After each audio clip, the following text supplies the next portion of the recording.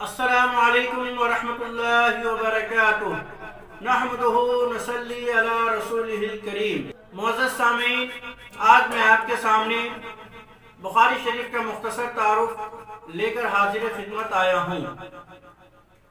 بخاری شریف سے قبل فن احادیث پر جتنی بھی کتابیں لکھی گئی، کسی بھی کتاب میں صرف صحیح احادیث کا التزام نہیں کیا گیا،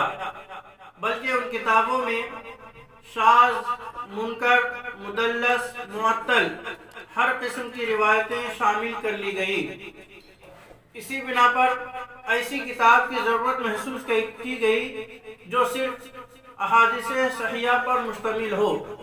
اسی ضرورت کو محسوس کرتے ہوئے امام بخاری رحمۃ اللہ علیہ کے استاذ مکرم اسحاق بن راہویہ نے امام بخاری سے فرمایا کہ کاش تم سنن رسول صلی اللہ علیہ وسلم کو اسناد صحیحہ کے ساتھ جمع کر لیتے تاکہ صحیح مجرد کا مجموعہ جمع ہو جائے۔ اسی عہد میں امام بخاری رحمۃ اللہ علیہ نے ایک خواب دیکھا کہ وہ حضور سرور کائنات صلی اللہ تعالی وسلم کے سامنے کھڑے ہیں اور حضور صلی اللہ علیہ وسلم کو پنکھا جھیل رہے ہیں اور حضور صلی اللہ علیہ وسلم کے جسم مبارک سے مکھیاں اڑا رہے ہیں۔ اس خواب کی تعبیر یہ لی گئی کہ امام بخاری رحمۃ اللہ علیہ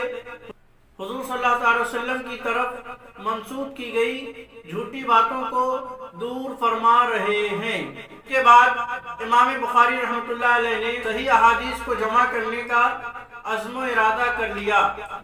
اور پھر مسلسل 16 سال تک محنت و جانفشانی کرتے رہے۔ اس کے بعد ایک کتاب بنام الجامع الصحیح المسند المختصر من امور رسول اللہ صلی اللہ علیہ وسلم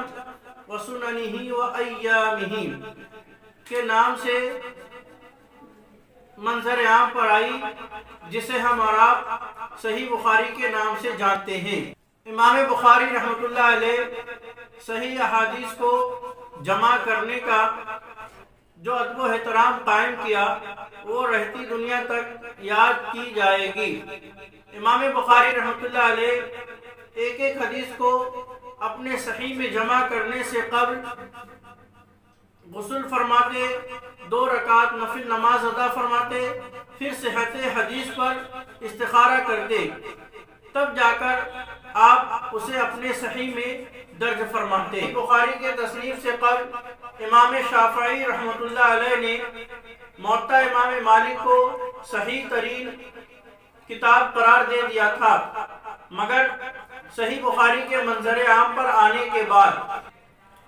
صحیح بخاری تمام کتب احادیث میں معتبر ہو گئی، اس لیے اس کو اصح کتب بعد کتاب اللہ تعالی کہا جاتا ہے۔ بخاری شریف کی مقبولیت، اہمیت اور افضلیت کا اندازہ اس سے لگایا جا سکتا ہے کہ آج بھی